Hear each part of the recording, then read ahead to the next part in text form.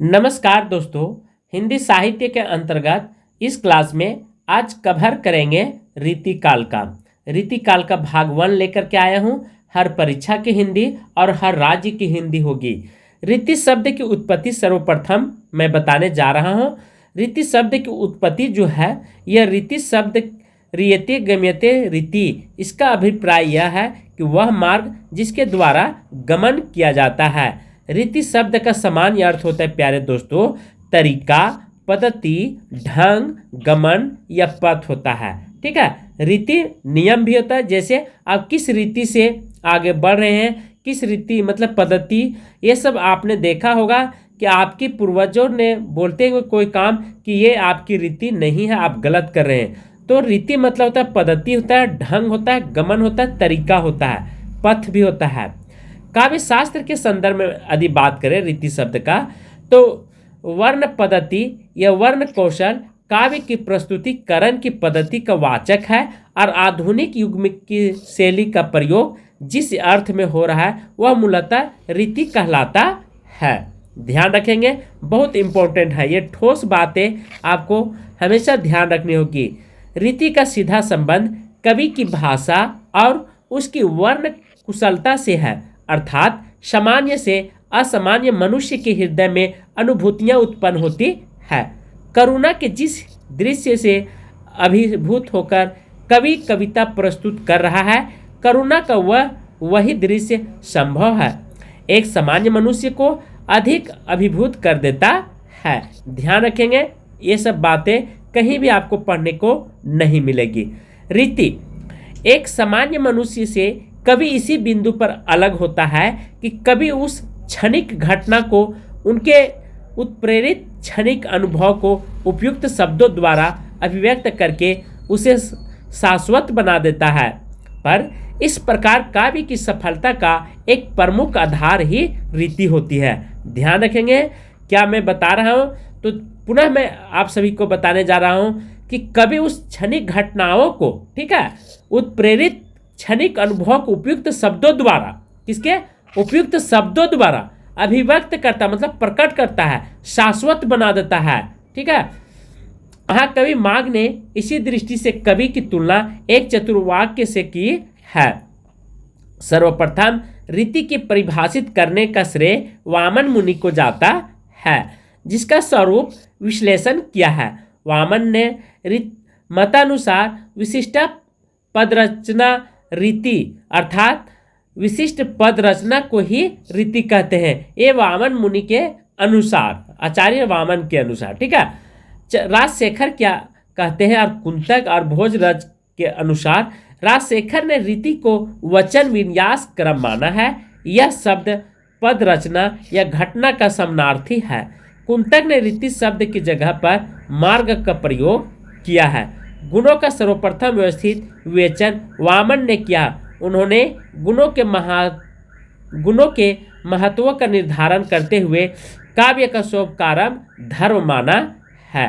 तो ये गुणों के सर्वप्रथम व्यवस्थित विवेचना वामन ने किया था, ये भी ध्यान रखेंगे। रीति के भेद, रीति के कौन कौन भेद हैं तो वे धर्मी, पहला, दूसरा गोंडिये, तीसरा पंचाली और चौथा लाटी।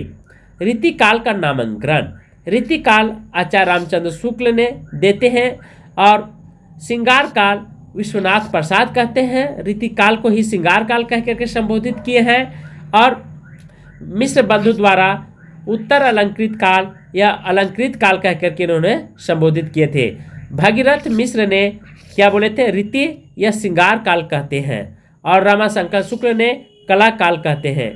राम प्रसाद मिश्र ने शास्त्रीय काल कहे, गणपति चंद्र गुप्त ने अपकर्ष काल कहते हैं और चारणी काल ने FI के कहते हैं। अंधकार काल त्रिलोचन ने कहते हैं। सूर्यकांत शास्त्री ने ललित योग कहते हैं और चतुर्सेन शास्त्री ने अलंकृत युग कह करके संबोधित किए हैं। ठीक उसी प्रकार शंभुनाथ सिंह ने हास्य काल कहते हैं और सत्य कार्म में वर्मा ने काव्य विलास युग कहते हैं और राज अवध द्विवेदी ने रीति शाखा काल कहा है और डॉक्टर खिलावन पांडे ने संवर्धन काल कह करके इन्होंने संबोधित किए थे और एक लास्ट में कमल कुलश्रेष्ठ बजते हैं। उन्होंने साहित्य शास्त्रीय विकास काल कहा रीतिकाल को। तो ये सब नाम आप हमेशा कंठस्थ कर लेंगे प्यारे दोस्तों। अधिक कोई दिक्कत होगा, अच्छा लगेगा तो एक लाइक जरूर कीजिएगा। रीतिकाल का समय सीमा, डॉक्टर रामचंद्र शुक्ल ने 1700 से 1900 ईस्वी मानते हैं और डॉक्टर हजारी प्रसाद द्विवेदी जो है वह 1700 से 1900 ईस्वी कहते हैं।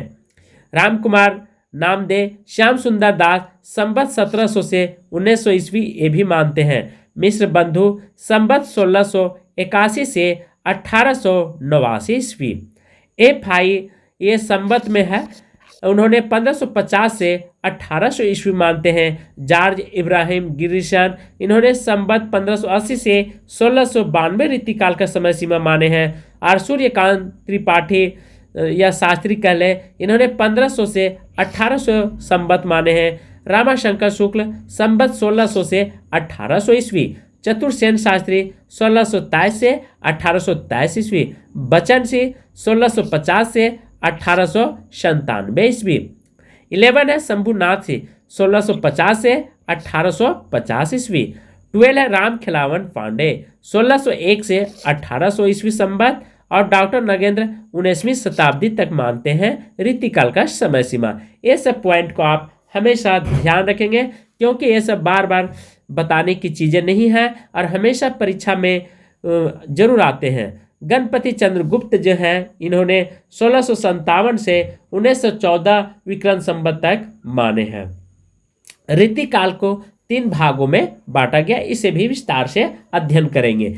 जैसे रीतिबद्ध, ठीक है, उसके बाद रीति सिद्ध और रीति मुक्त कवि के रूप में 3 भागों में बांटा गया है इस समय सीमा को, इस काल को। किसको? तो रीति काल को ध्यान रखेंगे VVI। जैसे रीतिबद्ध कवि कौन कौन है?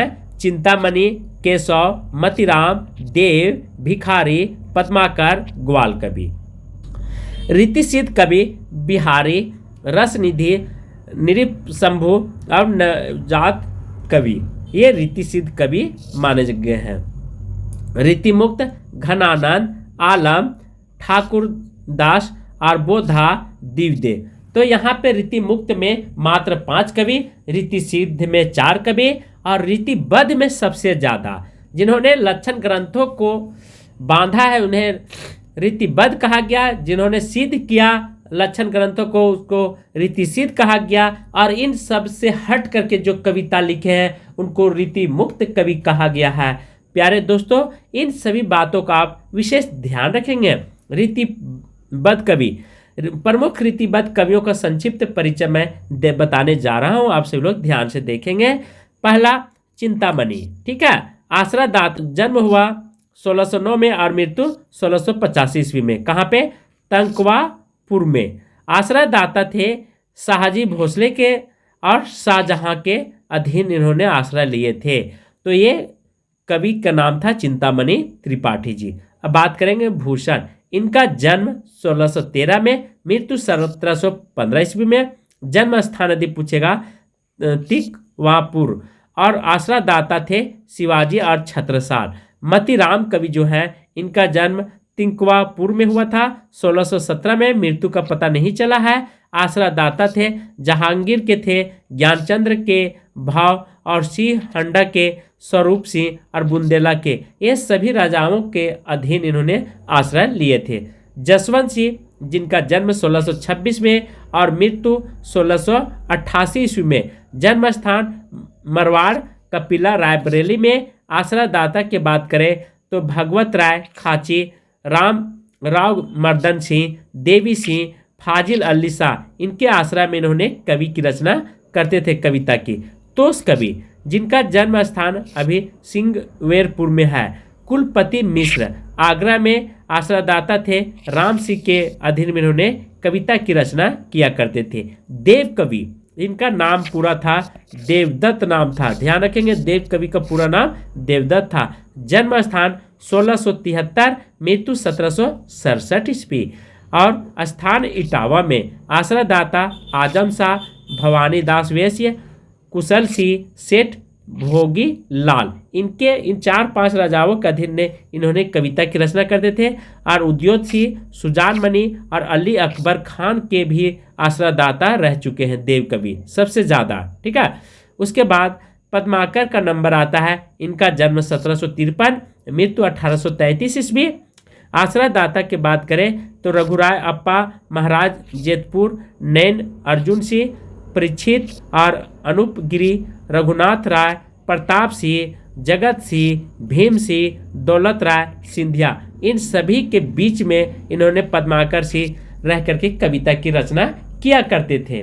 तो इस तरह से हमने रीतिकाल का केवल एक थोड़ा सा अंश बताया हूँ। सेकेंड पार्ट में लेकर के बहुत जल्द उपस्थित रहूँगा।